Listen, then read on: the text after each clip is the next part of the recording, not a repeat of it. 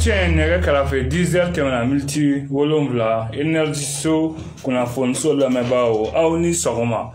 aw salamu alaikum aw de ye masa ye a y'aw masakɛ sigi k'aw dangɔlɔba sigi a ka dagabana salonw kɔnɔ a ka bulondaw la a ka dukɛnɛw na a ka mobiliw kɔnɔ ale écouteurs bɛ minnu tulo la a sɔgɔlen da radio so min na o de ye Energy FM ye 107.9 MHz an ka foli ani tanuni a bɛ se aw bɛɛ lajɛlen ma k'a daminɛ sigida fɔlɔ fo sigida 6nan Bamakɔ n'a tɛnkuntugu Mali kɔnɔ Mali kɔkan maa ma sɔgɔlen don a la sisan k'u bɛɛ lajɛlen salamu alaikum ko jo y'u ma ko ka jo sabati ka wurudi k'a to an ma kadaw an bɛ foli di bɛɛ lajɛlen ma Bamakɔ n'a tɛnkuntugu Mali kɔnɔ Mali kɔkan diɲɛ seleke duuru bɛɛ lajɛlen an ka foli b'u bɛɛ lajɛlen ko k'u bisimila sigida kungo kɛnɛ kan. Sigida kungo ale bɛ sigi an fɛ dimanche o dimanche k'a daminɛ 10h ka taa bila 11h30 la. Sigida kungo e kungo ne kungo wa jamana yɛrɛ kungo bi sɔngɔdenya na n'an donna an ka kumaso kɔnɔ baara tagabolo an fɛ kumaso kalifalen don ɲɛmaa na Ibrahima Timo ale bɛ ka baara bɛɛ lajɛlen kɔlɔsi. An ka ɲɛmaa fana ne yɛrɛ k'ale ma an ka denmisɛnnin tigɛ k'o ɲuman a bɛ maakɔrɔbadenw nɛni ka waati suma ka d'a ma ani walibontigi Mohamed So Mamadu Abayidara ale y'an ka sababu ɲuman ye bi sɔgɔmada na nɛgɛ kɛrɛfɛ a bɛ nɛgɛ donso bolo nɛgɛ kɛrɛfɛ a bɛ nɛgɛ baba bolo Widrako ale de bɛ tigɛw bɛ nɛgɛ la bi Yakuba Widrako Lasana Kulibali ale sen bɛ kirike la bi ale kɔni ma kɛnɛ sɔrɔ bi ale taa mɛ u ka dugu la an bɛ dugawu k'a ye ala ka taa ni ka segin nɔgɔya kuma bara y'a denkɛ na balimakɛ Alhaji Baseku Kureshi Kuma le médiateur an ka balaminɛden n'o y'an ka kalanden Makura Kone an b'a ye fɔlɔ a na sɔrɔ retard la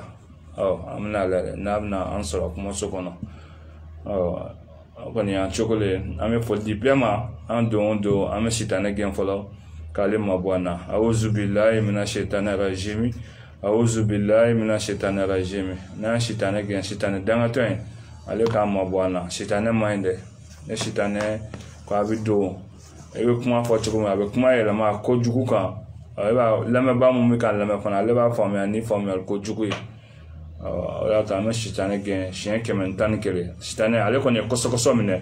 ale t'ale an ma sinsin n'ala tɔrɔ barikama ye ala mun y'a daminɛ n'ale de b'a laban se tɛ jɔn ye jɔn tɛ se ko la ala dɔrɔn de bɛ se a barika ala ye k'an bɔ dɔgɔkun dɔ in na ka nin dɔgɔkun jira an na ale ala ba in ale de ye diɲɛ lɔbɔlen tigi ye n'a fɔra diɲɛ lɔbɔlen bɛɛ ka ko ɲinɛ na i kɛra silamɛ ye o i kɛra kafiri ye o i kɛra munafiki ye o i kɛra fɛn o fɛn ala y'i da i da garisɛgɛ dugukolo sanfɛ i b'o sɔrɔ o de y'a to ala bɛ wari di silamɛ ma ala bɛ wari di kafiri ma ala bɛ wari di munafiki ma o ye diɲɛ hinɛ ye bɛɛ ka kan o hinɛ na ale ala ba in fana ale de ye laara hinɛ kɛrɛnkɛrɛnnen tigi wa laara hinɛ kɛrɛnkɛrɛnnen o fana kɛrɛnkɛrɛnnen don maa kɛrɛnkɛrɛnnenw de kama laara kɛrɛnkɛrɛnnen jumɛn ye maa minnu dara ala la ka tugu a ka kira ba in kɔ sara wɛrɛ foyi t'olu la n'ale jinɛ tɛ ala ka ne a lamɛnjɛkulu bɛɛ lajɛlen sen o la ala ka ne a lamɛnjɛkulu bɛɛ lajɛlen sen o la n'an ye ala fo ka barika da an bɛ sɔli dafɛnw na sɔn yɛrɛma kan an bɛ sɔli ɲɔgɔn ɲɛbali kan an bɛ sɔli zamzamiw kan an bɛ sɔli mugutari kan ne y'a fɔ maa si ka ni faden kala kɛrɛ ni faden kala kɛrɛ ne misirila misiri wele i n'a dɔn k'a fɔ i faden tɛ n'a ko ashahadu an la ilaha illallahu ashahadu jɔn tɔgɔ bɛ fɔ yɔrɔ la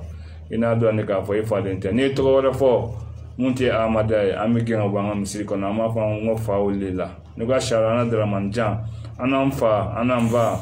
an bɛ gɛn ka bɔ an ka misiri kɔnɔ an b'a fɔ an ko fa wele la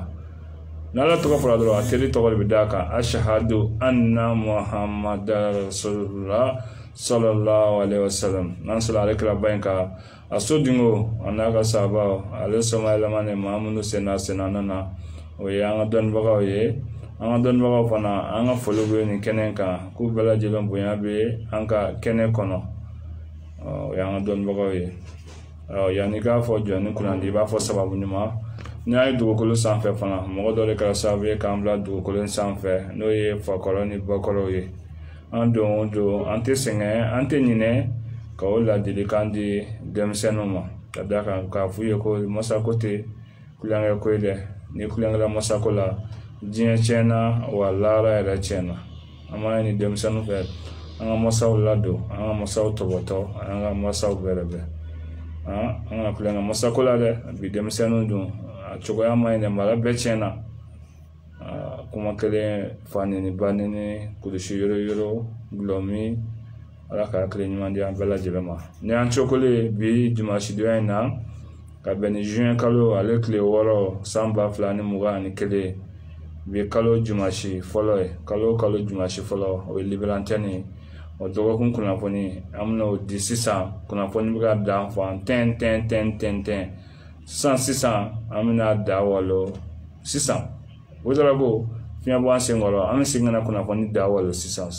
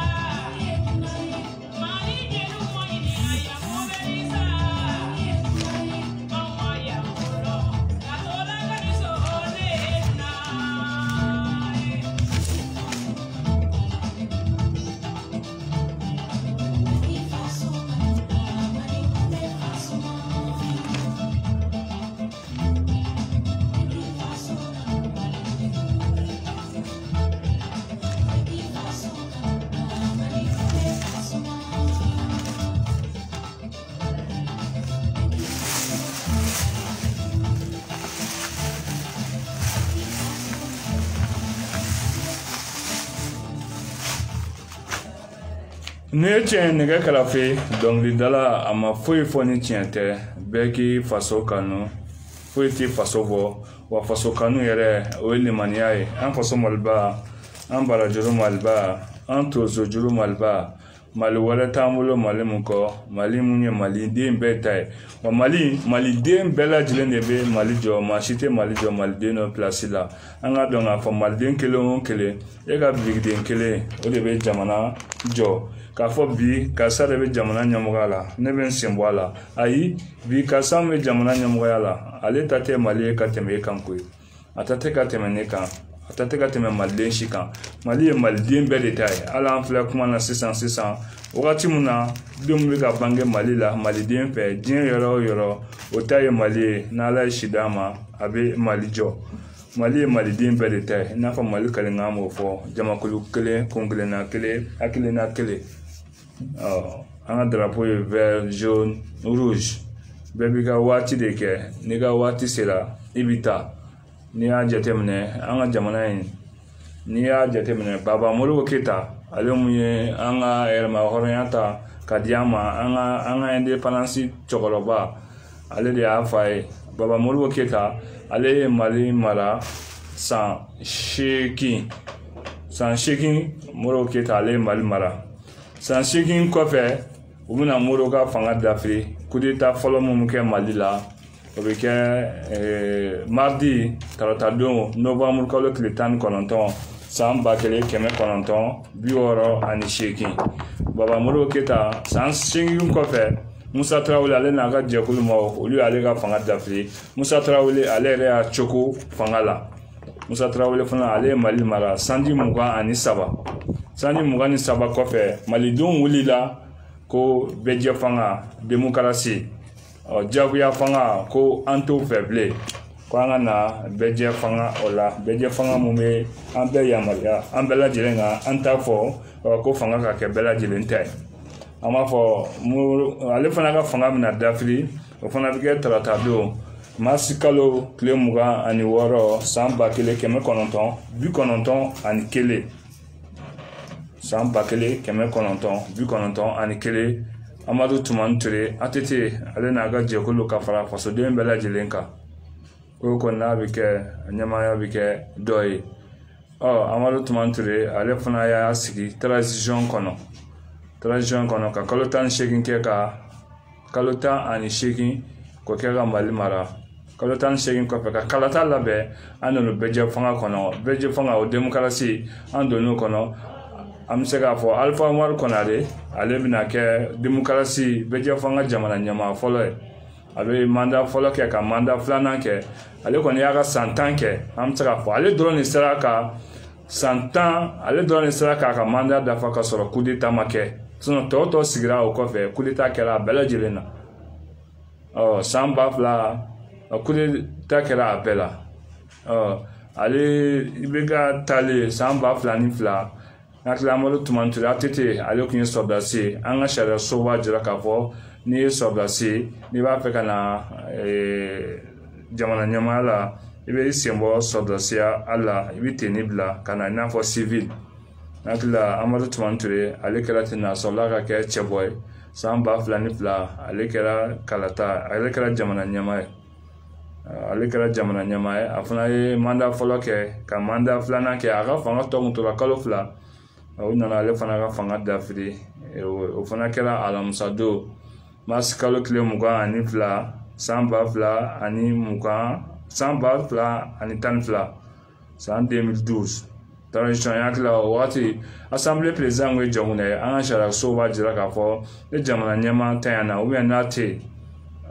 coup d'état kɔni o ti bɛn an ka sariya yɛrɛ kɔnɔ an ka sariya 121 na o ko bɛncogo foyi t'a la wa ko coup d'état yɛrɛ ye ko kiri mun don kojugu de don kojugu mun don fana ko yafa ti k'a ma k'ale n'a ye san 100 kɛ ko yafa ti kɛ an ma baraminɛden ale ye kɛnɛ sɔrɔ a bɛ état la bi ne denmuso salamu alaikum. Alaikum salam isa. Somɔgɔw bɛ di? Tɔɔrɔ se. O de baasi. Baasi t'i ma. Denbaya. An b'a la barika la. Nka foli di maaw ma an ka tɛmɛ ni dɔgɔkun kunnafoni. Ni fa an ka eretari bilama. Mɔgɔw kana jigin an na sɔrɔ zon min donna an kan. Tarawelebugu kɔni. Awɔ.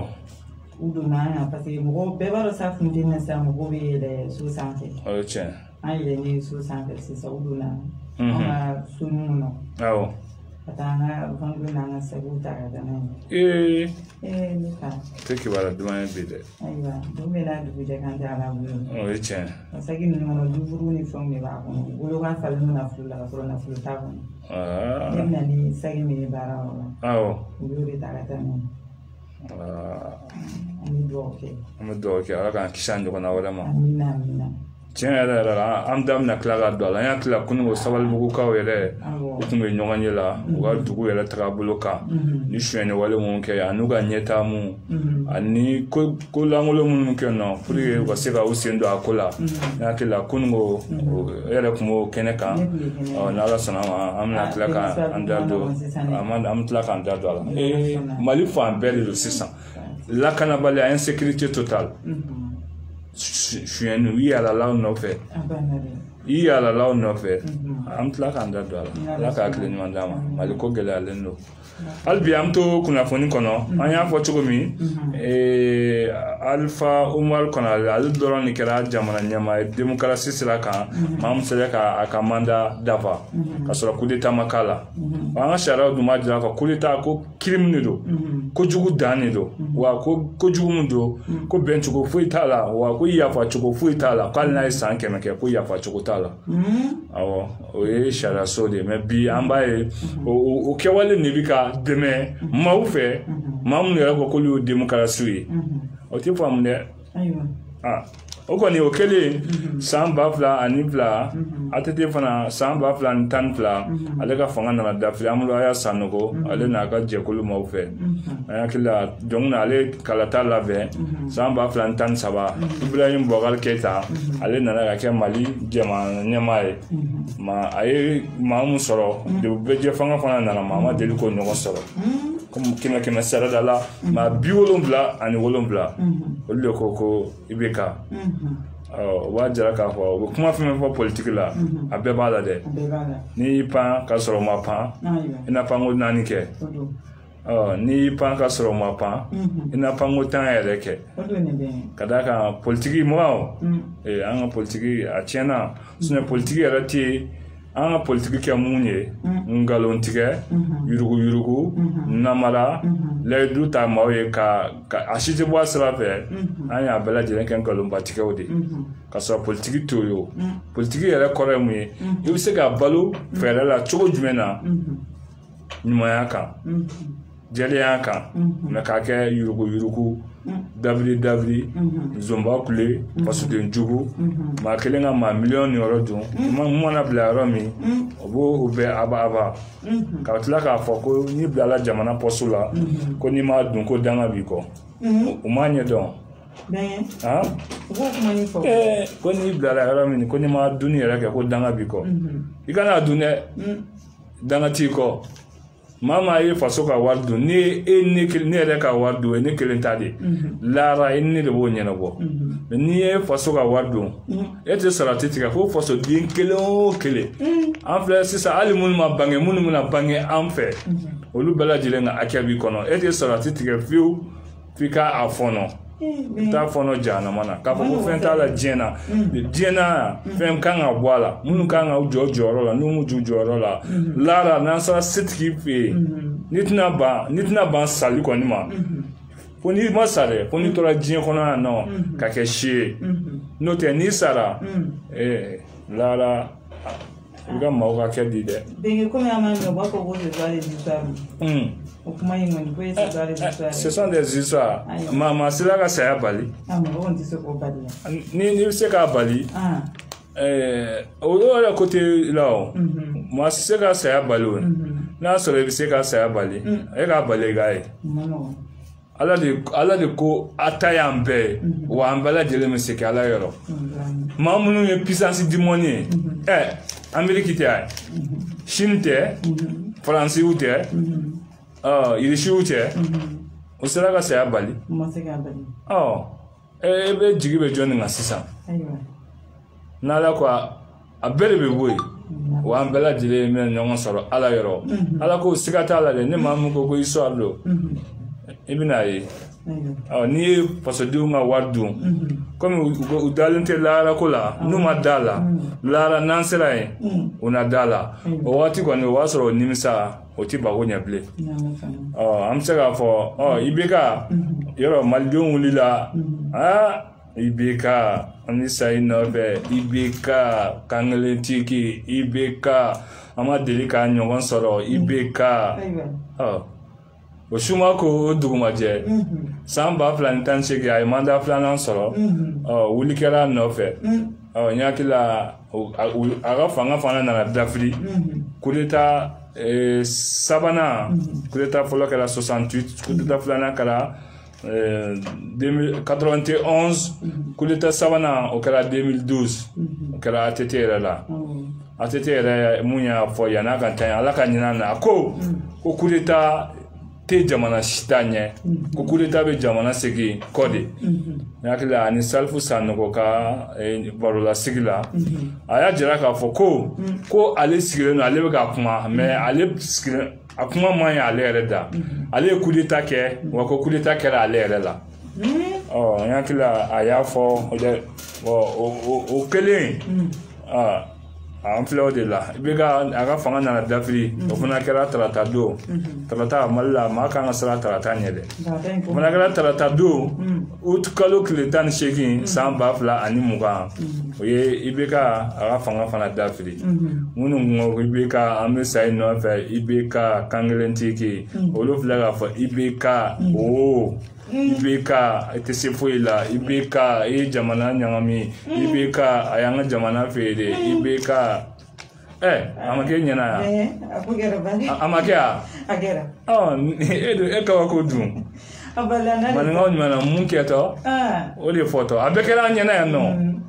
anya beyo ali kungo ibeka ma kwa ko ala sogo chugo mai ikuntora la anteni kele sanfɛ mɔgɔw y'a sɔrɔ ka on neni ya o bekera ali anana an tila ka fɔ waati mun ko kudeta tɛ jamana ta ɲɛ ngo ka dabila mɔgɔw sɔrɔla tuguni k'a fɔ ko wari dira an ma ko y'an neni ya bon an ta ye maliko de an ta tɛ maako ye parce que an b'a dɔn an bɛ ka kuma fɛn fɛn fɔ lara an bɛ segin nin bɛɛ lajɛlen kan a bɛ n'a fɔ kamera de bɛ ka an bɛɛ de filmer sisan i mana ye yɔrɔ yɔrɔ i ka wagati cogoya cogo bɛɛ la i bɛ fan o fan i bɛ ɲɛgɛn kɔnɔ i bɛ dumuni na i bɛna ye yɔrɔ yɔrɔ i b'a dɔn k'a fɔ i filmelen don i bɛ ka kuma fɛn fɔ hali ma kuma min fɔ mun b'i kɔnɔ ala bɛ nin bɛɛ lajɛlen kalama ka tɛmɛ e yɛrɛ kan o b'a jira k'a fɔ an ka da la k'a fɔ an ti to yan wa bon n'o bɛ maa mun kunna a ka ca la i kan ka ɲuman kɛ n'o bɔra maa mun kunna sa e bolo i yɛrɛ ɲuman n'a kɛra histoire mun ye a tɛna f'i kɔ an bɔr'o la jɔrɔ jɔnkuna ale kalata labɛn i bɛ ka nana i bɛ ka u ye kulita k'ale la a ko gɛlɛyara ale fana tatɔ a ye assemblée ci ka gouvernement ci mun de bɛ kɛ sisan san 2020 ko cogo jumɛn sisan an b'a kɛ cogo di maa minnu ye coup d'état kɛ ani an ka bɛnkan kɔnɔ jamana CEDEAO maaw an bɛ jɛkulu mun na ka d'a kan diɲɛ bɛ jɛkulu kelen de la da bɛ file kelen na hali n'a sɔrɔ bi diɲɛ kɔnɔ c'est-à-dire baara tɛ ka kɛ ni tiɲɛ ye quoi baara tɛ ka kɛ ni tiɲɛ ye baara bɛ ka kɛ ni se de ni se bɛ maa mun ye e mana fɛn fɛn kɛ a bɛ bɛn ni se t'i ye ni e ye ko kɛ o ye ɲangibere da i kun o b'a fɔ ko diɲɛ kɔnɔ ko fɛn min ti kɛ dɔw b'a kɛ panpalan piyan foyi ti bɔ a la mais dɔw mana kɛ o bɛ bi olu kan parce que se t'u ye se dun tɛ maa si ye se bɛ ala de o tɛ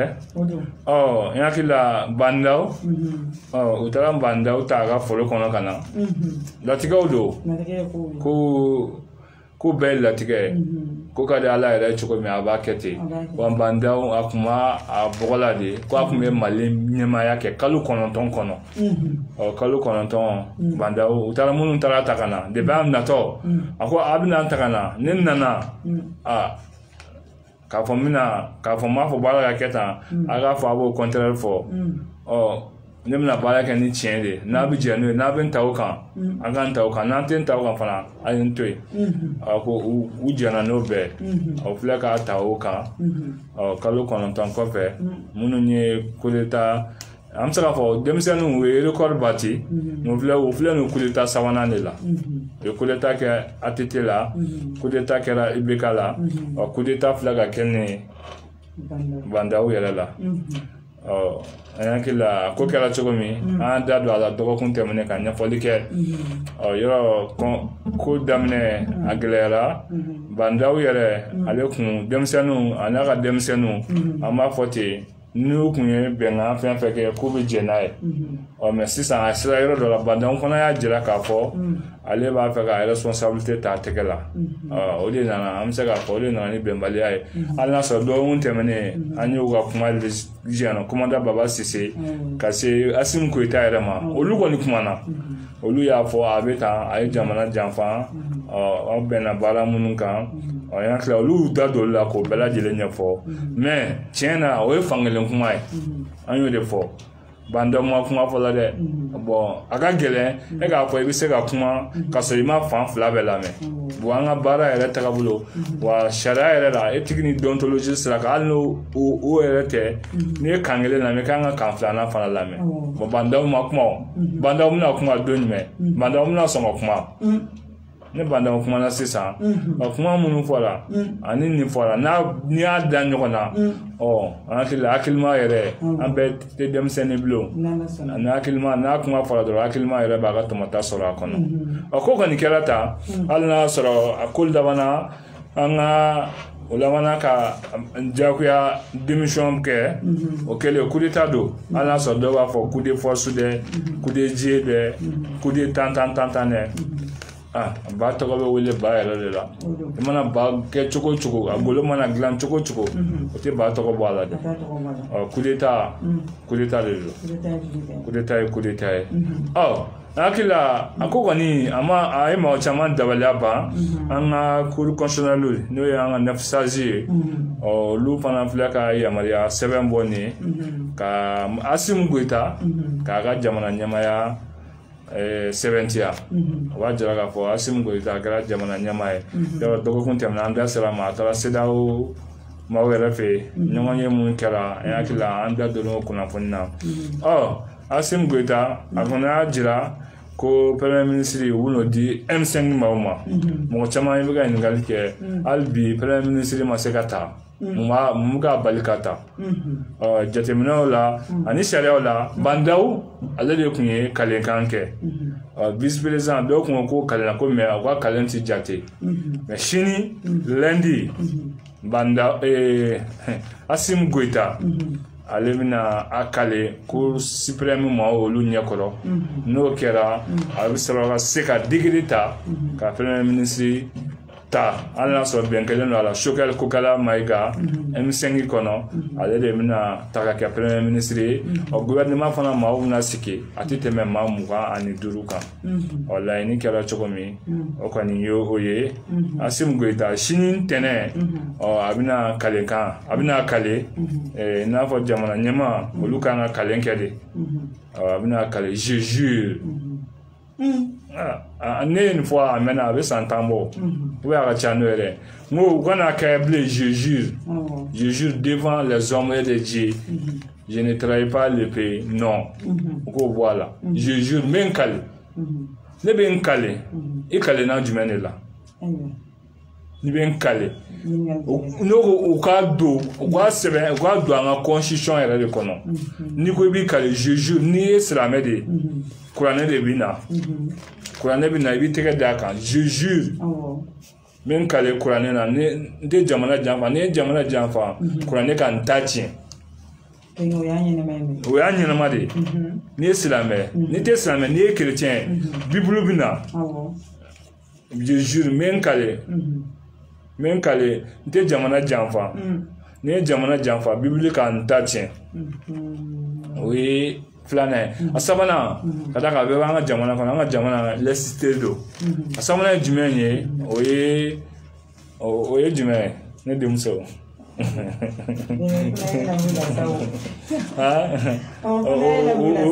o te politiku ye politiku wa ko contre ani sane politiku no fana de na soro o de do abode tagabolo la afana bina na ka bolide awo abana na ka bolide awo keneka aba kale aka bolila ne te jamana janfa ne jamana janfa nga boli kana to na nga boli kan tache tache bon au cours de do constitution na kana kemen kale je jure men kale muna je jure ne ma te ga coran fam men kale ne kale muna il rien bon ka ado amoni na nga cour constitutionnel mo fait les 9 sages ou ka ado anga sharia so konna na pour que wa masiga na bla bara bayro sila fiki kale nganke ni kan ne mama ye jamana janfa ala ta tula wa Qur'anet na tula bible na tula ani evolution na kona evolution na tula ka tula de o dila fo jamana nga seka jo o tienka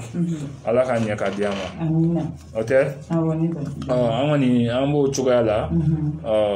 ni amas kale akomna ta chogomi shini koni asembeta alemna kale ko supreme mo nyokoro na ya kale ana sura ka digiro ta ka gouvernement aussi on a mon fadron on ga onyeshi jamana ma on ko nyeshi faso ma faso ya en détail wa faso kanu o limani ay ma sitibo jina jamana shi kana malijo tiens era la wati do sera amani ni kulita ka dabla anga jamana era kono kulita anta fe jamana fe be nyeta fe kulita be jamana sin koni san kemedi kulita be jamana sin koni san kemedi a era sharala ko kirimni lo ko ya fa chugo fo itala amtla ko daga tuni Sénégal fait tout près ko sena wulga jom keru fe no mitimun keru fe no abarika boni anta chien ba keme ka ke comme Sénégal bina wuli mais comment son kulita makoi kadaka kololo de be kulita la o solo mo fe ko opposant ma chedo be no kani musodo nyongo so ako o solo lo de fe bo eka atuga erele kulita juli asimu de bina kanga jamana konto na sa kulita juli 68 kele 91 fila 2012 saba 2020 nani 2021 duru kulita kilo be jamana sin ko ni mu ya ala de badon ala ka akili nyuma dama ala ka anga jamana ala ka akolo suma asimu kweta anya fo choko ma zele kuntara sida o ka nyonga yela akila ka nani na akila mugo bola ka sebe ko kumbe ko sebe akara kuma lidanye airport international mo keta alela o sida o ma ko ni ajira ka fo transition mu ni wati mu dira kalo tani shekin ko fo eti faraka kalo kononton ngoni kera ato e kalo kononton ko o ye dele mu di anga sira anga jamana kalata ke ka be akana teme février kalo kile muga ni wolonvla kan samba fla ni muga ni fla ko ni yo fo am seka o fo oye ala soro ko ya jira ka fo ku tina sanction bi anka tina embargo sigi anka mais a tɛ ka faamu dɛ mais an ka jɔyɔrɔ minnu kɔni bɛ a kɔnɔ o jɔyɔrɔ ninnu tɛna se ka lawaleya ka di an ma o kɔni u ka wulikajɔ y'o ye hali n'a sɔrɔ ɲangini a fɔra ko ɲangini tɛna kɛ ɲangini a bɛ n'a fɔ ɲangini b'a fɛ ka ɲangini kɛra dɛ ka d'a kan an ka tɔrɔɲɔgɔn dɔw bɛ yen nɔ an bɛna bali olu bɛɛ lajɛlen na an bɛ se k'a fɔ o hukumu kɔnɔna na hali bi an bɛ to kunnafoni kɔnɔ an bɛ se k'a fɔ tiɲɛ yɛrɛ la an ye kalenkan mun fɔ sisan n'o ye serment ye yɔrɔ mɔgɔ caman b'a ta lakanabaw n'o ye an ka tenitigiw ye olu b'a kɛ dɔgɔtɔrɔw maa si tɛ bila baara baasi la f'i ka kale o k'a k'a bɛɛ de la wa filɛ an ka jamana ka kɛ coup d'état o coup d'état parce que kuma ninnu dɔw bɛ yen a kuma ka gɛlɛn kosɛbɛ mais tiɲɛ de bɛ laban hali n'a sɔrɔ kanga dalen don an ye mais tiɲɛ kɔni de bɛ laban n'a fɔra n'i y'a jateminɛ e ka an ka Mali n'i ye Mali ta k'a lajɛ an ka cɛdenw n'o y'an ka lakanabaw ye fo ka jɔ o jɔyɔrɔ la wulikajɔ ka se ka sabati mun kan ka baara mun kɛ o k'o kɛ an ka généraliw colonels olu minnu bɛ kɛlɛ ɲɛdɔn olu yɛrɛ ka bila denmisɛnninw ɲɛ ka taga fɔrɔn kan général man ka da so yan nɔ bureau kɔnɔ bureau climatisé kɔnɔ dɛ o man ka kɛ colonel man k'o kɛ denmisɛnnin minnu bɛ bɔ kalan na ka san 2 san 3 a dɔw yɛrɛ bɛ yen nɔ hali u tɛ se marifa minɛ cogo la k'olu bila ka taga kɛlɛkɛyɔrɔ la tiɲɛ yɛrɛ la an k'o fɔ ɲɔgɔn ye an ka colonels an ka généraux olu de ka ɲi fɔlɔ yɛrɛ la a misaliya filɛ nin ye Tchad filɛ nin ye Tchad ka maa minnu nana an fɛ yan nɔ i y'a ye colonels ni généraux o kɔ tɛmɛnen fana jamana ɲɛmaaden a kuma la yan nɔ a banna n'a ye an yɛrɛ kɛlɛ dɔ senfɛ o seginna ka taa n'a ye mais an fɛ yan nɔ i b'a sɔrɔ jamana président ministres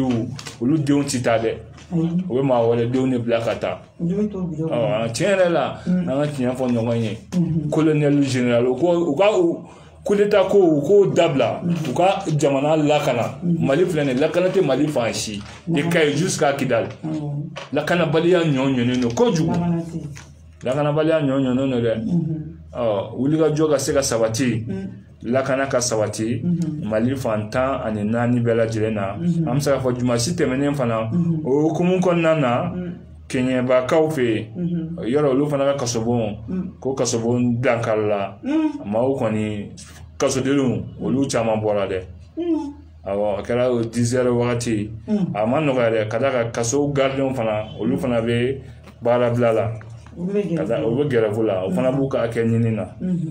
jamana min yɛrɛ tɛ yen nɔ ni bɛɛ tɛlen don a kɛ hakɛ ɲini ye an nafa hakɛ ko la an bɛ se k'a fɔ maaw kɔni kasoko in kɔnɔ yen maa dɔw kɔni olu taara dɔw bɛ yen nɔ olu sera ka sɔrɔ an bɛ se k'a fɔ maa 35 olu fana kɔni joginna a ko kɔni a gɛlɛyara kosɛbɛ maa 1 an bɛ se k'a fɔ o kɔni bɔnna nin na ka d'a kan a ko gɛlɛyara kosɛbɛ hali bi an bɛ to kunnafoni kɔnɔ an bɛ to kunnafoni kɔnɔna na an bɛ to kunnafoni kɔnɔ an ka o mars kalo tile 31 an bɛ se k'a fɔ nin fana kɛra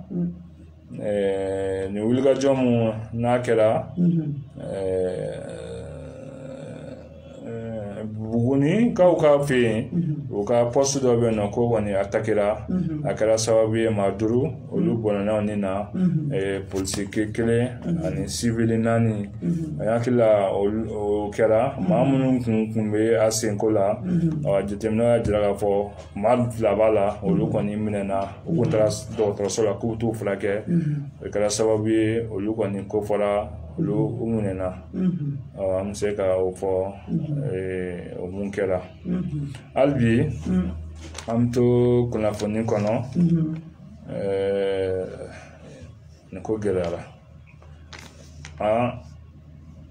Isa Kawujimu Isa Kavdim ale kun ye maaw bɔ alamisa tɛmɛnen ko a ka maaw accepté ko u bɛ an ka soldats olu soutenir hakili la ale ni M5 maaw a ye kuma dɔ ta k'o sɛgɛrɛ k'a jira k'a fɔ ko olu kɔni u bɛna olu su don olu b'a la ko bɛna bɔ vendredi mu hali n'a sɔrɔ u ka ale ka labɔ a kɔni gɛlɛyara kosɛbɛ mɔgɔ y'a jira k'a fɔ maaw ma bɔ ale ta la kosɛbɛ hali n'a sɔrɔ 15 heures wagati ko y'a sɔrɔ mɔgɔ bɛrɛ kun tɛ yen an bɛ taa se a kuncɛli waati mɔni ma ko maaw yɛra dɔɔni o ko dugusɛjɛ o de fana bɛnna M5 RP olu ta ma olu kun fana y'a bila minɛn min kɔnɔ u y'a yɛlɛma ka sababuya kɛ u ye wulikajɔba dɔ kɛ salon 5 n'o kɛra 5 juin 5 juin an hakili la u ye bɔbali kɛ a kɛra jama bɔ dan ye ka jira k'a fɔ fo i bɛ k'a ka fanga ka bi an bɛ se k'a fɔ o san kelen o kun bɛ bɛn samedi n'o le 5 ye mais olu ka meeting a kɛra le 4 hali n'a sɔrɔ M5 kɔnɔ a ko kɔni gɛlɛyara maa minnu ye a ko daminɛ u yɛrɛ dama ni ɲɔgɔn cɛ fɔnbaliya ba b'u ni ɲɔgɔn cɛ n hakili la Imam Mahamadu Diko yɛrɛ u kun taara o fɛ yen nɔ u kun taara Sufi Bilali fɛ yen u taara Suala Baya Hayidara fɛ yen pour que olu bɛɛ lajɛlen ka se ka nin kɛnɛ kan mais an y'a ye Imam Mahamadu Diko kɔni ale ma ye kɛnɛ kan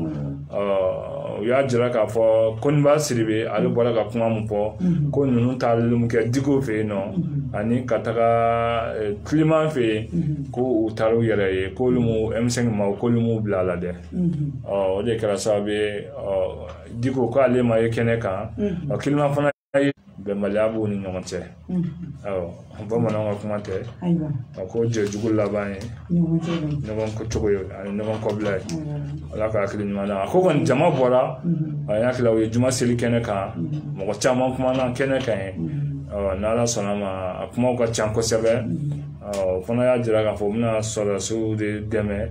mais dɛmɛ min don ko u ka wulikajɔ u kɔni u bɛn'o bolo da Imam Jara y'a jira k'a fɔ n'u ye sira bila u y'u sɔrɔ kɛlɛ kelen min na o kɛlɛ kelen minnu bɛ yen sisan k'u na ɲɔgɔn sɔrɔ o sira o kan o kun ye an bɛ se k'a fɔ o kun ye o kunnafoni ye 3e arrondissement ma Tomota ale n'a ka cɛdenw olu fana kɔni bɛ wulikajɔ la kosɛbɛ ka se ka dɔrɔgu jugu ka se k'o kɛlɛ da ka dɔrɔgu jugu caman de bɛ yen sisan u bɛ ka wulikajɔ kɛ tiɲɛna u bɛ ka kɛlɛ kɛ Mali fan bɛɛ lajɛlen na dɔrɔgu ninnu dɔw tɔgɔ ka ca dɛ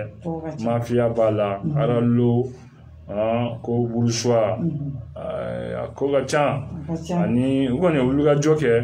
maa minnu bɛ dɔrɔgu feere ka d'a kan ko dɔrɔgu ɲɔ ɲɛnen don an ka jamana kɔnɔ ɲɔ ɲɛnen don denmisɛnnin fitininw gulɔ ni dɔrɔgu juin a bɛ ka fa olu denmisɛnnin caman de la an bɛ se k'a fɔ ala ka hakili ɲuman di an ma ala ka hakili ɲuman di dɔrɔgu a ɲɔ ɲɛnen don kosɛbɛ an ka denmisɛnninw la fan bɛɛ a qualité ka ca shisha yɛrɛ bɔra la an ye da fɔ siɲɛ caman dɔrɔgu de k'a kɔnɔ dɔrɔgu qualité ka ca i ma denmisɛnninw adamaden yɛrɛ kɛmɛ sisan Mali la manifin bɛ bɔnɛ nin na cogoya bɛɛ la hali kɔsa in na dɔrɔmɛ 100 nɔfɛ 200 nɔfɛ an ye u bɛ ka ɲɔgɔn faga nin bɛɛ nɔfɛ a bɛ lakali cogo di a bɛɛ ye dɔrɔgu fɛn bɛɛ bɛ ka kɛ c'est à dire ala ye adamaden da cogo min naturel la ko dɔ bɛ yen nɔ o tɛ se k'a kɛ i bɛ kɛwale maa bɛ kojugu kɛwale ninnu kɛ o b'a sɔrɔ fɛn dɔ de b'i kɔnɔ ni i b'a sɔrɔ o falen don u bɛ dɔrɔgu furakisɛ kirikaraw a cayalen don an ka jamana kɔnɔ u kɔni b'a wuli ka jɔ la pour que a ko bɛ se ka nɔgɔya cogo min na ko olu bɛ sen na ala ka ko nɔgɔya sinon a ko i ma nɔgɔn dɛ ala ka hakili ɲuman di an ma hali bi an bɛ to kunnafoni kɔnɔ an ka san 2021 an hakili la examen minnu kan ka kɛ n'o ye DEF ni BAC ni CAP ye o datiw kɔni bɔra ka bin o datiw la an bɛna se k'o ɲɛfɔ maaw ye o datiw kɔni filɛ nin ye BT santé an bɛ se k'a fɔ o ye prévu o bɛ kɛ lundi le 12 ka taga bila vendredi le 15 juillet au week-end là. Pratique au week-end le 19 juillet, katable le 7 août là. Au Capou,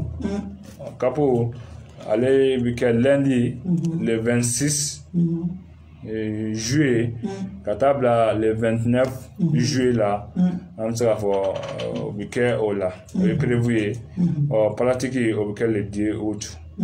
BT, on sera au week-end lundi le 9. Katable jeudi le 12 août là. On sera au pratique au week-end le 16 août 2021. Albi na ambolo la Defo allez week-end au EPSI au week-end le 20 juillet 2021.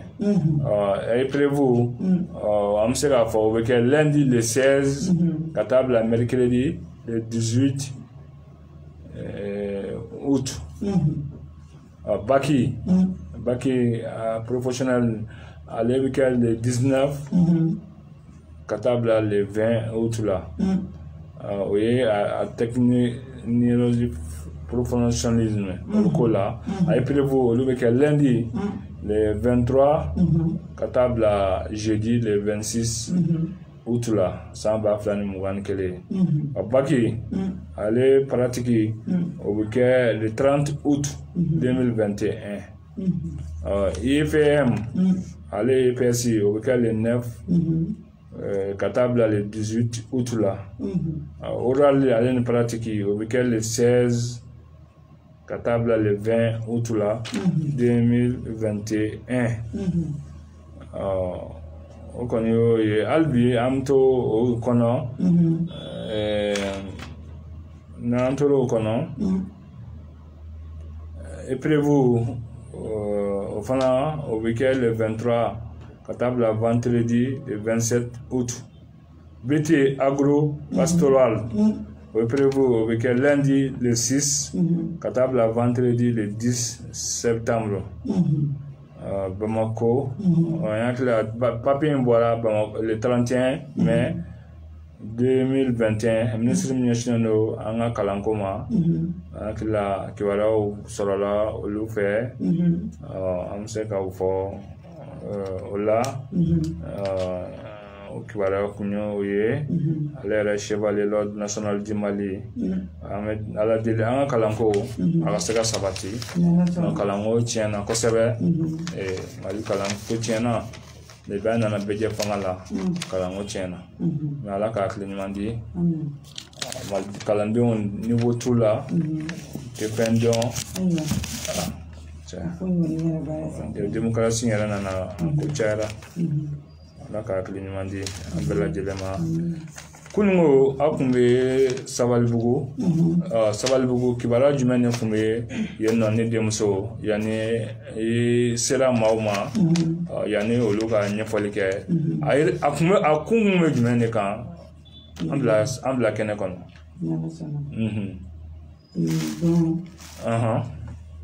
Sabalibugu ka nyeta ani gɛlɛya minnu b'u kan nka tila fɛn caman b'a la suɲɛniw ani ka se dɔrɔgu taw kana se lakana kow ma ani Sabalibugu yɛrɛ ka lakana a n'a ka ɲɛta bɛ se ka sabati cogo min ji sira kan kuran sira kan sadi problème fɛn fɛn bɛ Sabalibugu ka se a ɲamanko ni a kow ma a kow ka ca kosɛbɛ n hakili la o kɛnɛ kan kunu a kun bɛ yen nɔ i sera jɔn ma ye sera ni jija ka se jiwuma ɲɛmɔgɔ ma ale ni dagan ani muso dɔ fɛnɛ tun bɛ yen ni hakilila mɔgɔ cɛ naani de cɛ saba de kuma na cɛ saba bɛ biro kɔnɔ ni jija k'u lasɔrɔ ka kuma kosɛbɛ olu ye ɲɔgɔnmaw ye muso kelen mun bɛ yen nɔ n'o ye worokɛ ye ale bɔra Dawura bolo ale fɛnɛ tun ye kɛnɛ hakila kɛnɛ kan n'a sɔrɔ labɛnw sabatilen don a ye mun sɔrɔ yen nɔ ni an ka jɛ an ka dɔnnilamɛnw la an bɛ tila ka lajɛ n'an ni banjugu sera ka ɲɔgɔn sɔrɔ ale fana bɛna a da don a la ka ɲɛfɔli kɛ an y'a tɔ la an bila kɛnɛ kɔnɔ o bɛ dɔrɔn ko kesa kabla kanaya kana jama bismillah jenesi ka bayifu ay be wuli ka jomina fo wika ayda kabla kana tesira kuma na ay ne yonda ay ga jiro ja kana akana ka sanji ko kosi akana ka fiye tere de ka tali problem ni ko ay jiro ja ya be pura ay ko be pura woro kama Couple, quartier plein, commune plein, Jamna plein, comme il va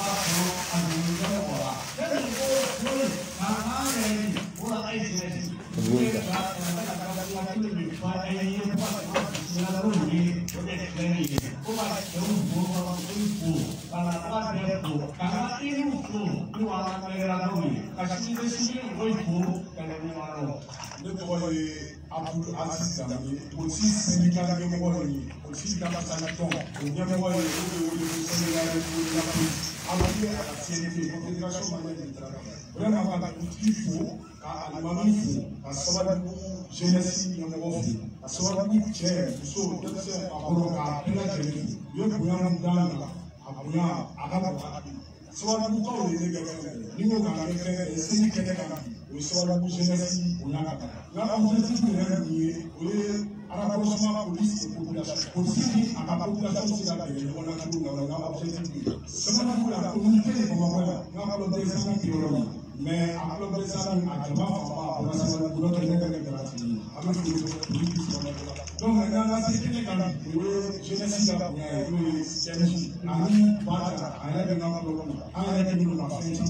parce que là, pour aller demander, c'est dire que les gens qui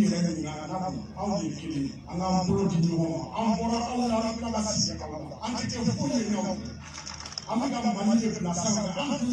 ne pele na baraso ni pele baraso ni baraso donc le polo de civil polo si ka mani la sanga le même ça donc la politique a anti to anti la dawa anti to foye no anti tinay anti mele anti kira teni to foye abora la na ci ga la ka ci dans la je pense que quand on va mettre à la table la salle ya mo kontana ko yi ñen nga do kuma bono be ga na mon tege ne ko de ko de ay mon tege ne mu be ron ay mon tege ne ile do la jeunesse ay mon tege ne no ala ka barga do anawla ala ka barga do anawla akala yi hele no wala ka sabati ne yi lu mo le lu yere ama amu na ka ko kala kala na ne ba ko ne so ka ni kala ye ne jamasi mais ni ne ne ma na ba kada shi da ba ka fara ni ko ka ba ka ke to bala ba du to bala ba ta bala to bala jonye de la e kala de kuru ma do ni ne la kuru me da yi la ana du si ba wa ana so se se ni la ana ta yi ni ne ta la ule ai ma ye kuma la se ma se ni de na o ya ni commune Togola jigi fara fɔlɔ n'an dise aw ka tɛmɛ de kɔ ni jaban bɛɛ ye aw ɲɔgɔn ta ka bila aw ye a kan ka jɔ dɔ bɛ se k'a ban o de kɛ aw de ye aw jama an b'aw minɛ aw ka kumakan de ma hakili ɲuman ni minnu nana denmisɛnninw la k'a fɔ halisa ala k'u dɛmɛ o kɔnɔ kɛ sago kɛ boloci ɲɔgɔn ye ka taa ɲɛ sɛbɛ kabakuru bɛ bila aw cɛ bere bɛ taa ka taa aw cɛ a tɛ résister ça c'est clair politiciens bɛ yen diinɛɲɛmɔgɔw bɛ yen maa wɛrɛw bɛ yen min ni ambition wɛrɛw olu la mun ni jamana yɛrɛ ta tɛ kelen ye dɔrɔn min bɛ ka jeunesse n'a fɔra fana a ye wuli ka projet empêcher denmisɛnninw de bɛ kabakuru de ta bi bere de ta u tɛ taa don maakɔrɔla la koyi u bɛ tugu aw de la ni anw de dɔw bɛ yen kita o fɛ an tigi sigi alhamdulilayi rabbil alamin an bɛ ala ka barika da an bɔ kuma na yan n'an bɛ mun gasi la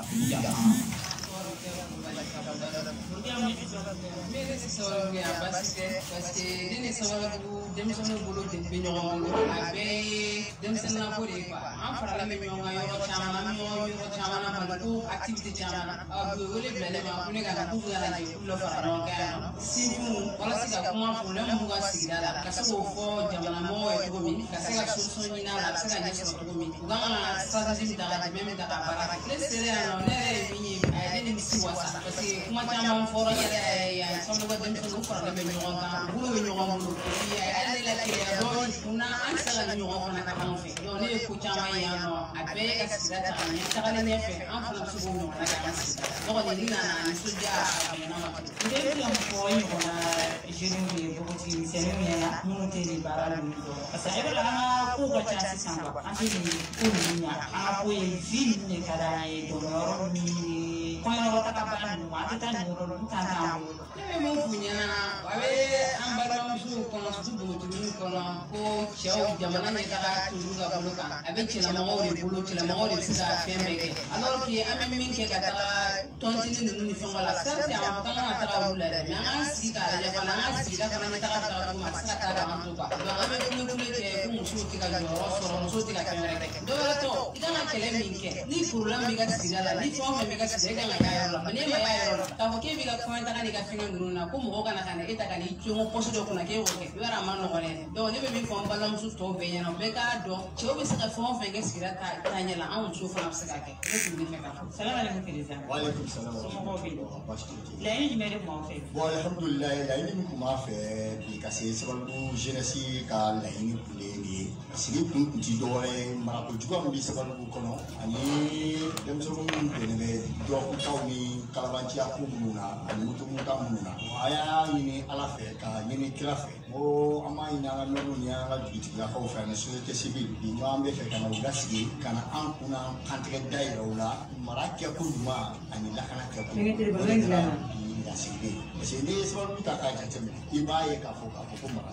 sababu jeunesse ku chene kasi ya ko ya la dem so do ko ta be shwende be paneni bi faneni ni sira mi bana fama wa fo no le tente ni c'est on le marachi pour que ka se kan deme bi marake ko bana anya ni famo fe u kana faranka bi jeunesse wulila anti fe blé domaya ani kalabanci ka do ala quartier kono o di an buli bi ka famo wule ka anga kan ke dawo ala ma ni ko bi la sigi ko la sana jara mais bebe mulo baba la baba jara la ni mere mo fe la ni mi man fe on na jate mine sari ga na sigi dala bente woni be nu te foti nyana ko donc aya ni be fe sari ga na be kuma ben ka folo ni be ngala ben ka gela tamambe no nyebi soro la eto e salif sanale jora nyeme la bujina bon jora mine la bujina bon on s'est pas une commission d'organisation mokoyi parce que plateforme ko lo fu ma place nga folo plateforme la nouvelle génération de Savoie donc génération fin bébé il probablement on a la génération fin bébé sur génération que nous on fait la belle vraiment sur le plan pour le développement de ce quartier abena wana ni an meeting sen fɔlɔ ye wa an yɛrɛ ka ɲɔgɔn sɔrɔ nin ko la nin leader in bɛɛ a ma mɛn a tɛ tɛmɛ a kɛra sunkalo kɔnɔna na donc ko sunkalo kɔnɔ ko ma nɔgɔn an y'a labɛn ko ni sunkalo banna a seli tɛmɛ a ma kɛ bon ni meeting fɔlɔ ye. Kalanga ɲɛmaaw y'aw dɛmɛ nin ko in na wa walima aw yɛrɛ ka fɛn bon nin baara na TMX maa si ka dɛmɛ tɛ nin na ɲɛmaa dugutigi société civile mairie mɔgɔ si ka nafolo t'a la mɔgɔ si ka matériel t'a la anw denmisɛnnin minnu sɔnna an bɛ nin baara kɛ anw de ko taara an sigi ka budget bɔ a bɛnna wari ma an ko bɔn bɛɛ ka na ni ɲɛ in da dɔ bɛɛ nana n'o ye minnu sera ka dɔ fara t'a kan minnu sera tɛ ka matériel o TMX o don n'an ye événement kɛ a ban wari tɔ b'an bolo. a bɛnna joli ɲɔgɔnna bon anw ye budget provisoire in kɛ a kun bɛnna 30,000 ani 2,000 de ma mais aujourd'hui 30,000 bɛ ma sɔrɔ mais dɔw ka dɛmɛ kɛra matériel de ye ce qui fait que wari minnu nana o bɛɛ ma se ka utiliser tugun a tɔ bɛ yen nɔ. folikan jumɛn bɛ e fɛ k'a fɔ nin kɛnɛ a diyara wa i lawasa wa walima lawasa. bon a yɛrɛ tɛ nin kɛnɛ ne lawasala ne nisɔndiyara an mɔgɔw tun bɛ mɔgɔ minnu na an ka kumakan f'u ye a faama sera kɛnɛ kan denmisɛnninw kun ka ca an balakaw kun ka ca donc j'explique an ye kuma min fɔ a bɛna faamu komi n y'a fɔ n ka discours kɔnɔ cogo min na an bɛna bɔ discours kɔnɔ an bɛna action kɔnɔ sɔɔni dɔrɔn an bɛna aw yɛrɛ wele action dɔ kɛnɛ kan sababu a tɛmɛ an kɔni tɛ waati kelen fɔ a ye fɔlɔ. ne hakili la kunu ne kɛra Sabalibugukaw fɛ yen nɔ o kumana kosɛbɛ Sabalibugu gɛlɛyaw n hakili la an ka lakanabaaw yɛrɛ tun bɛ yen nɔ n hakili la o kumana kan kosɛbɛ ko n hakili la o baaraw kɛra n b'a la n'a sɔrɔ Banjugu yɛrɛ kule b'an na Banjugu bɛ se k'an wele 20 80 14 72 ale yɛrɛ bɛ se ka mun fɔ ka fara kɔrɔfɔ ninnu kan an b'o fɔ Banjugu ye o la wagati kɔrɔ la an bɛ sɔrɔ ka nɛgɛjuru bila maaw ye kunnafoni kɔni ka ca mɛ an bɛ kunnafoni tɔw bila ani an bɛna kɔrɔfɔ di maaw ma an bɛ wagati min kɔnɔ sisan bɛɛ lajɛlen a dogolen tɛ maaw la maaw ka hakilina ye jumɛn ye a ko la yanni Banjugu n'a tulo b'an na a bɛ se k'an wele 20 80 14 72 n'a y'o kɔngɔ an bɛ ɲɔgɔn sɔrɔ an bɛ se k'a fɔ an m'an da don covid la n'o ye covid 19 an bɛ se k'a fɔ maa minnu ɲina maa minnu kan ka taa hiji la covid 19 a pikiri délai tun ye kunun de maa minnu kan ka taa hiji la Banjugu nana salamu alaikum. Allo, salamu alaikum. Wa alaikum salam. Ko baasi la. Baasi foyi tɛ yen nɔ i b'i tɔgɔ ni jamu fɔ an lamɛnbaaw ye.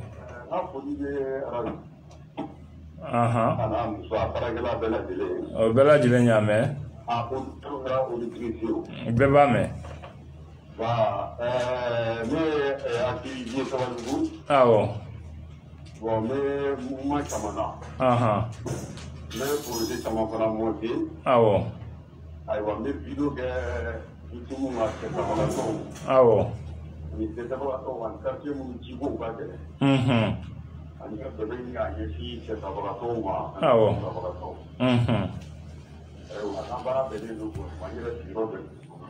I b'i tɔgɔ ni jamu fɔ an lamɛnbaaw ye. I b'i tɔgɔ ni jamu fɔ an lamɛnbaaw ye. N ko Banjugu i b'i tɔgɔ ani jamu fɔ i ka sɔrɔ ka i da don a la.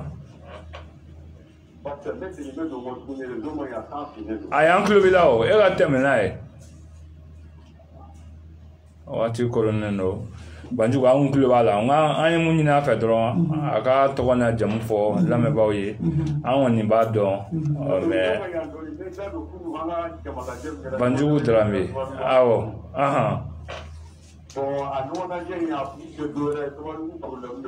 awɔ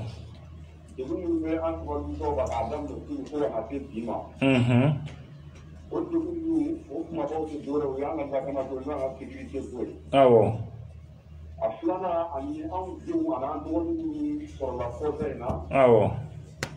ni caman bɛ ka ba ekɔli ma ka don dɔrɔguta ni jɛni ni sisa ninnu na tiɲɛ na o ɲɔ ɲɛnen don Mali fan bɛɛ bi awɔ siga foyi t'a la ayiwa sabanan fana ani sabalibugu yɛrɛ samiyali ko awɔ ni sabalibugu dɔgɔnin min bi ɲamabɔyɔrɔ tɛ yen jinɔgɔw bɛ fan bɛɛ fɔ jinɛ ma se fan si o ye tiɲɛ a naaninan fana sira fana tɛ sabalibugu sira tɛ yen o ye tiɲɛ gudɔrɔn min dalen don sabalibugu gudɔrɔn fana kɛlen don feerekɛlaw ye commerçants fɛ n'o ye sugula feerekɛlaw ye kɛlen don k'u bila sugu kɔnɔ ka n'u jigin gudɔrɔn sanfɛ feere la o ye tiɲɛ donc o fana ye gɛlɛya dɔ ye min bɛ an kan donc an da sera olu de ma an bɛ wuli ka la walasa olu ko ninnu bɛ se ka bali cogo min awɔ ani fɛɛrɛ bɛ se ka sɔrɔ o ko ninnu na cogo min ka dilanni kɛ quartier kɔnɔ bɛɛ bɛ se ka lafiya sɔrɔ cogo min awɔ donc pour jama ɲɔgɔnnajɛ fanba tun sigilen don o de kan alhamdulilah an ka dugutigilakaw sera yen awɔ an ka élu yɛrɛw sera ɲɔgɔn na maire kɔnɔntɔnw ye a nana société civile ma awɔ ayiwa kati ni yɛrɛ ɲa lawata min sɔrɔla an balakaw bɔra kɔfɛ sababu labɛnna ani nɔgɔ n'o ye sanu ani ɲamanbɔrɔ ko o ye tiɲɛ ani jiko kɛ ka dugu n'an balakaw de ka kosɛbɛ ala y'a kɛ olu sera kɛnɛ ka kunun olu yɛrɛ cayara kosɛbɛ awɔ olu yɛrɛ kumara u ye faamuyali sɔrɔ donc tulu sigi kun ye o de ala sababu kɔnɔ sabu tigi ala ye awɔ tiɲɛ na an ka wulikajɔ o ka ɲi kosɛbɛ an bɛ se k'a fɔ nin kɔni ka ɲi kosɛbɛ nin bɛ sigida ɲɛta fɔ awɔ o ye tiɲɛ ye o bɛɛ lajɛlen y'a minɛ awɔ an y'a hakili to kɛ i ni ce merci a faamunen don merci Dramé i ni ce waaleykum salaam merci ni mu ye Banjugu Dramé am se ka fɔ ale denmisɛnnin mun ye a ka wulikajɔ barika ka bon wa ale videoman mun ye ani videoman tɔw tɛ kelen dɛ ale bɛ dilanni de kɛ ale tɛ taa sigi réseau sanfɛ ka maaw fa nini ka maaw buruja ka wulikajɔ kɛ ka se ka dɛmɛ ta k'a ɲɛsin fantanw ma dɛsɛbaatɔw ma sigida denw ma minnu ka jiko ka gɛlɛn hali kɔsa na seli la a bɔra ka dɛmɛ ɲini mɔgɔ ye ka misi caman ɲini ka a sogo di fantanw ma wulikajɔ barika ka bon kosɛbɛ ka wulikajɔ kɛ fana ka san ka ji ɲini ka di maaw ma a bɛ nin bɛɛ lajɛlen kɛ o kɛra a ka wulikajɔ barika ka bon yɛrɛ de an ka foli b'a ye kosɛbɛ an b'a fɔ a ye ko an ka kalanden balaminɛden zon donna u kan Sabalibugu yen dɛ sura a kɛra sura o taara n'an ka balaminɛden ka saki ye tiɲɛna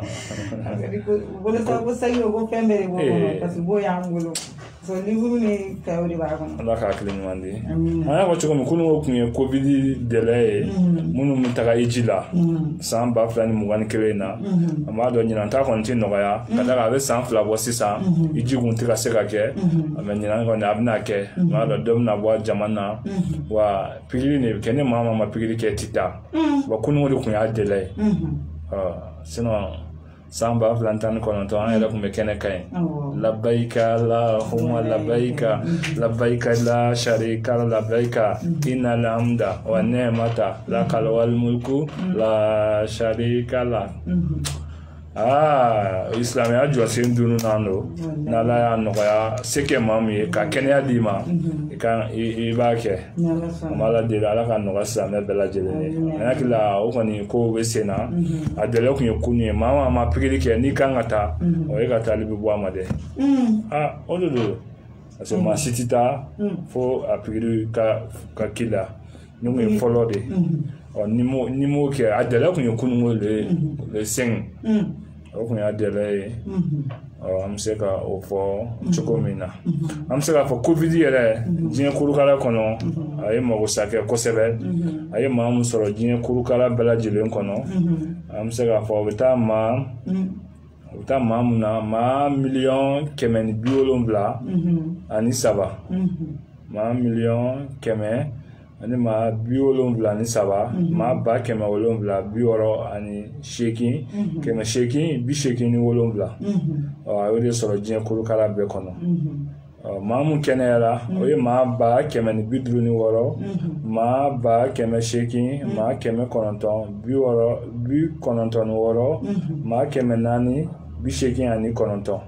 a ye maa mun tanya diɲɛ kurukala bɛɛ kɔnɔ o bɛ taa maa 3,000,000 maa 777 maa 571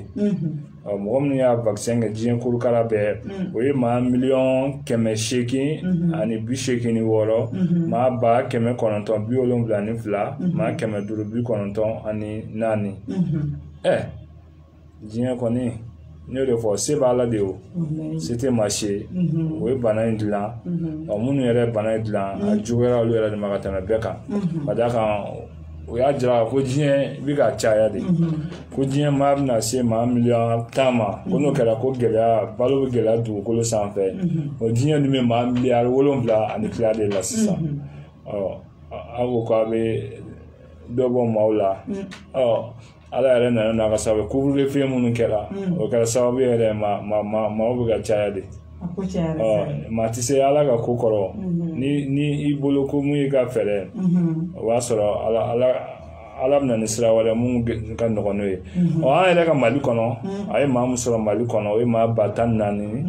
maa 296 a y'o sɔrɔ maa mun kɛnɛyara o ye maa 9,000 maa 844 maa mun tanyana o kɛra maa 518 maa 518 an bɛ se k'a fɔ o de tanyana an ka jamana in kɔnɔ amina yarabi amin ko kɔni bana fiɲɛ bɛ ka nɔgɔya mɛ k'a bɛ ka wuli tuguni dɛ a bɛ ka commencer tuguni sinikaw yɛrɛ fɛ yen ko a bɛ ka commencer ka juguya yen tuguni olu ka sugu dɔw yɛrɛ bɛ yen nɔ olu yɛrɛ datugura an bɛ se k'a fɔ Mali la fana maa mun ye vaccin kɛ o ye maa 127 maa 442 an b'a la deli Ala ka ko nɔgɔya sisan wagati korona bi an bɛna nɛgɛjuru labila Libéral Antenne do gɛlɛya fɛn fɛn bɛ jamana in kɔnɔ da bɛ se ka don a bɛɛ lajɛlen na an b'an ka coup d'état 5nan na coup d'état 5 san 60 ale kɔnɔna na san 61 na an bɛ k'o sɛnsɛn ka na 22 septembre ale ma se fɔlɔ yɛlɛma hɔrɔnya san 60 ji ma sabati kuran ma sabati lakana ma sabati dunkafa ma sabati coup d'état a kɛmɛ coup d'état o coup d'état coup d'état 5 de kɛra 68 91 2012 2020 2021 sisan maaw hakilina jumɛn bɛ maaw fɛ sini fana Assimi Goïta ale kɔni bɛna kalenkan kɛ Cour suprême ɲɛkɔrɔ maaw hakilina jumɛn ye an ye kɔrɔfɔ mun fana fɔ ni maa mun kɛra ni bɛ kɛ jamana place mun na i k'i kale ni ye silamɛ i k'i kale kuranɛ na ni ye chrétien i k'i kale bibulu la ni ye kafiri yɛrɛ i k'i kale boli la maaw ka hakilina ye jumɛn ye Libéral Antenne do n'a fɔ Libéral Antenne gɛlɛya fɛn fɛn bɛ jamana kɔnɔ hali a ka sigida la gɛlɛya mun b'a kan an da bɛ se ka don a bɛɛ lajɛlen na nɛgɛjuru sira an b'o di maaw ma sanga 10 ani dɔɔnin de b'an bolo pour que ani maaw bɛ ɲɔgɔn sɔrɔ u bɛ kumaw teliya n'o kɛra hakilina min bɛ bɛn i b'o di e bɛ taa maa wɛrɛ bɛ na hali n'an sera ka maa 5 ou bien maa 10 sɔrɔ an bɛ olu ka hakilina lamɛn ka sɔrɔ ka an kɔ kɛ nakɔ kɔlɔnni 20 80 14 72 20 80 14 72 n'i y'o kɔngɔ an bɛ ɲɔgɔn sɔrɔ 20 80 14 72 mugan 80 14 72 Libéral Antenne do jamana kɔni a bɛ taga cogo min na hakilina jumɛn bɛ aw fɛ bonya kɔnɔ karama kɔnɔ salamu aleykum somɔgɔ bɛ di tɔgɔ ni jamu k'an wele ka bɔ min Abdoulaye ma bɔ arajo la dɔɔni Abdoulaye Sissoko e ka hakilina ye jumɛn ye n ko e ka hakilina ye jumɛn ye hakilina jumɛn b'e fɛ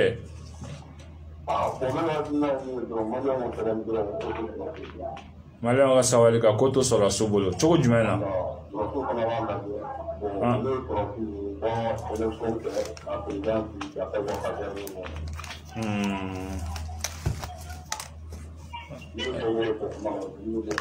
e hakilina faamuna i ni ce merci Fuseni Sako an ka foli b'a ye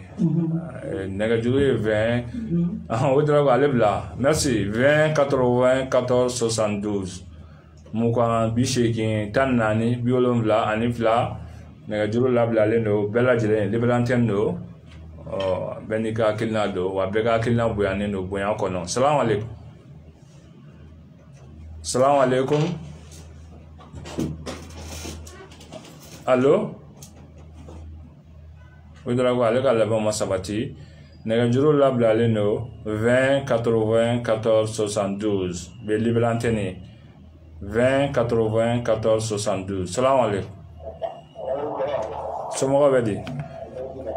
tɔgɔ ni jamu k'an wele ka bɔ min Balo Musabugu allo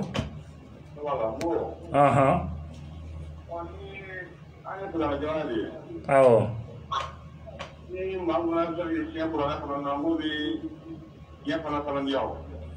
an y'a fɔ i mana k'a fɛn o fɛn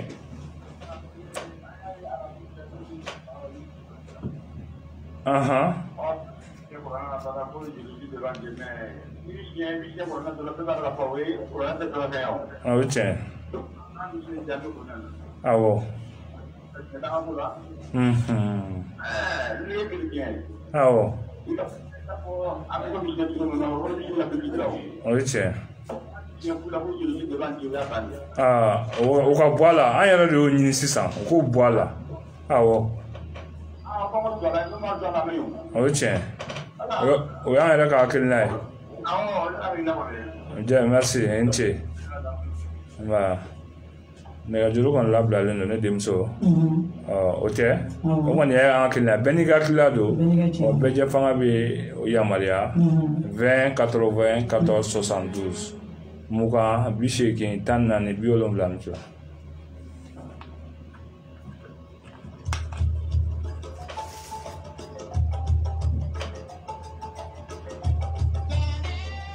Allô? Allô?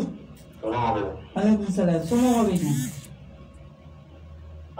Allô, Somo Robedi.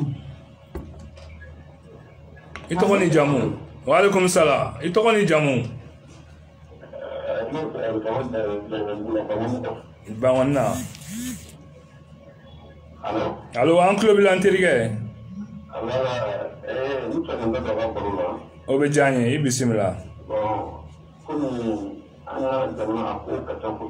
Awo.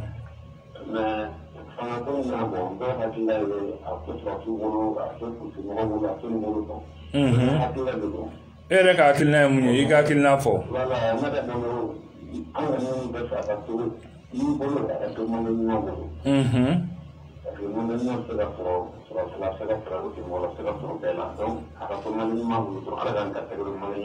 Amina. Amina Rabbi, merci.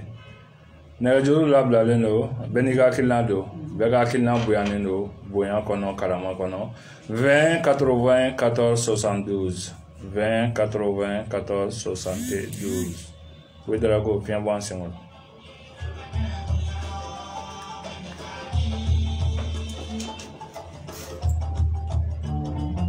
Liberantendo, beniga akilnado, akilnam bi fe, I ba fo boyan kono karama kono. 20 80 14 72.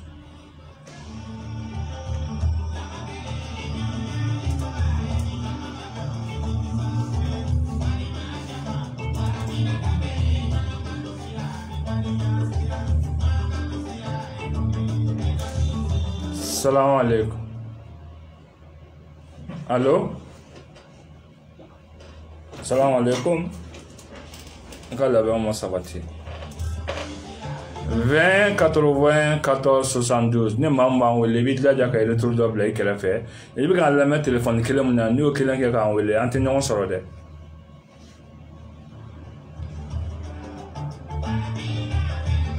Salam alaikum. Wa alaikum salam. Ima bwala jola aja. Somo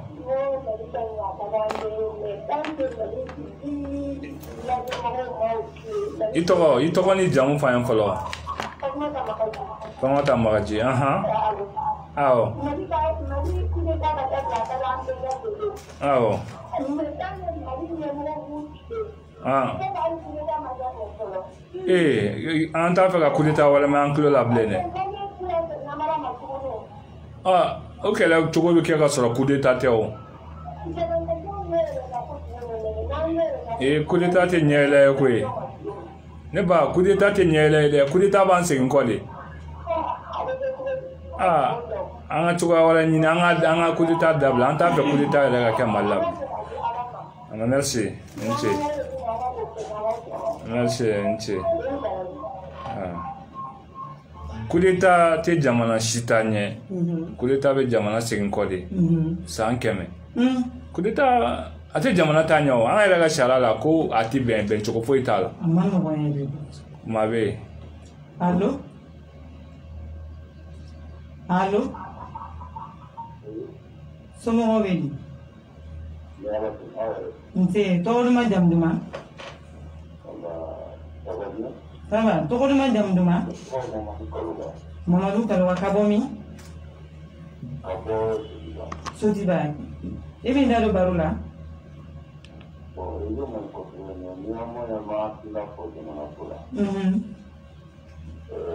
En fait, nous avons beaucoup de temps. Nous avons beaucoup de temps pour nous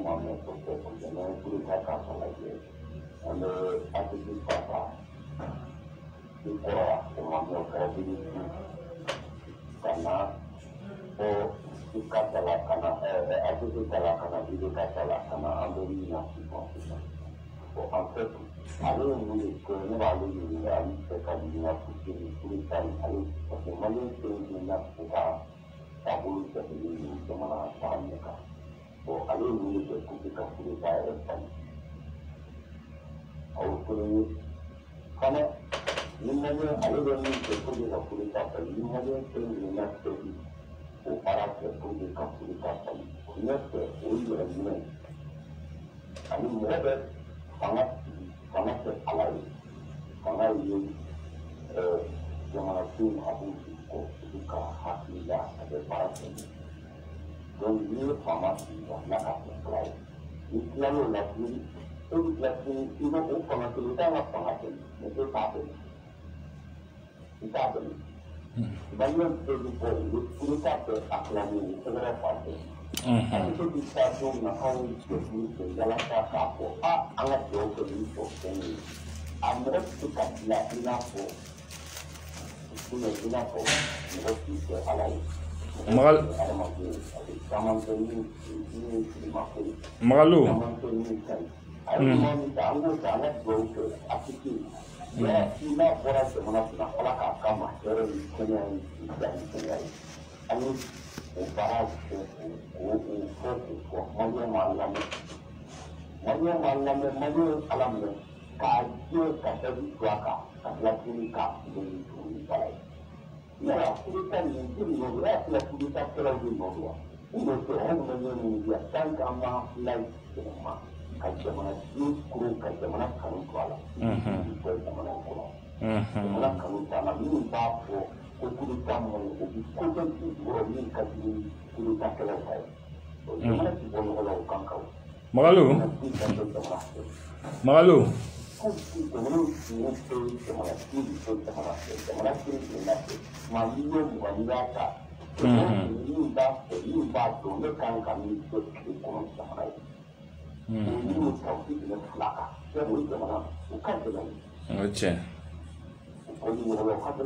Oh, faham na? Magalu. Faham na?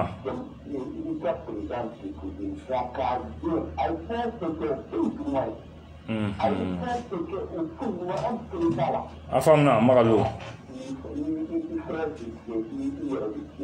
Merci.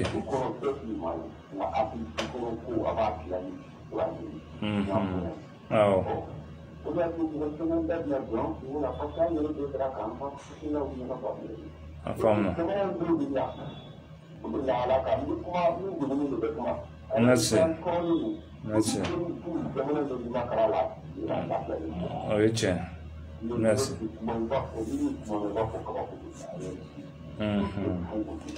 Afamna.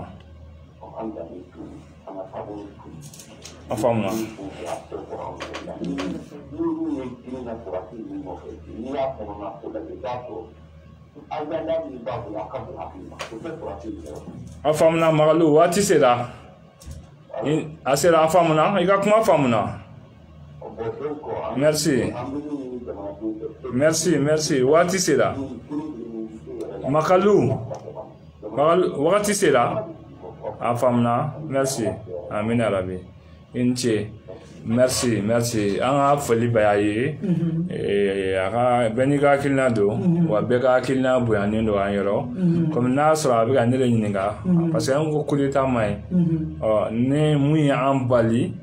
Tiens là. Kulita fin fait kala depuis kulita ma ka amba fo ya no ame wole ya no ka andoya ko warde dilama parce que kulita te jamana ta nya kwa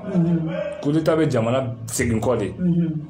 ale ra flaga an kuma kelen nunu 14 ne ko mai am je ka aglane tiens la ay mu fo ma jamana kono de famba era de mai bate o yala fana ka kodi ala ko ni jamana de na kala jogomi abo masake na so de blaka sigata la de jamana de nyena wi masake nyman soro o manya nu tiena o fana be masake jugo de soro anga glan me kuleta ko ni kololoti bane ala ka akili ni mandama ame wati sira amasia Makelin Adama. Salam alaikum. Somo bedi. Tokoni jamu kan wele ka bomi. Demba minute kilo mi bolo ya kilnadi. Aha. Awo.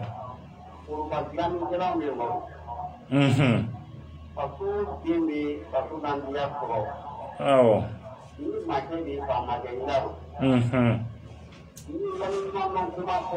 Awo.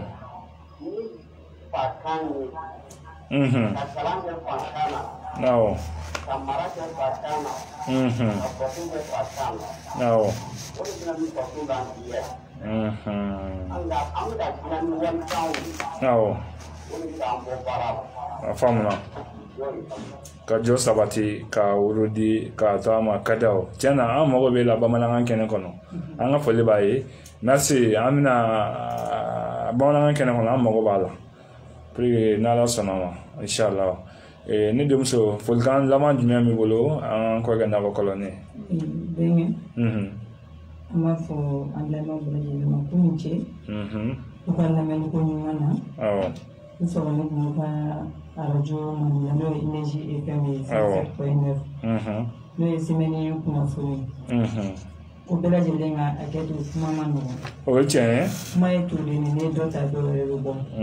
ala kana kuma baba nini mbenye da kwa amina rabbi nandu na mo mbe shila ukaya fama kuma oche aketu ni mo kan salamu o salim ame foli bema munu ye nega juchi munu ya sora munu ma sora mama kuma kan lame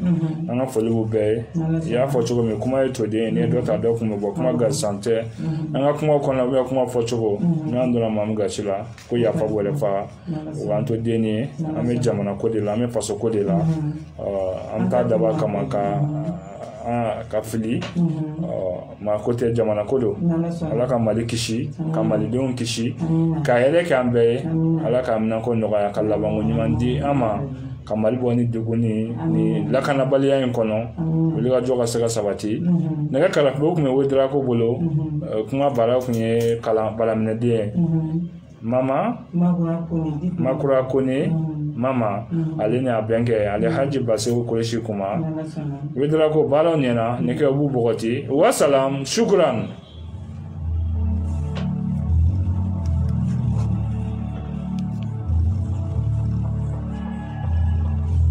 kuida yesega jana ya kulu musitanya na utanya ro ya la buga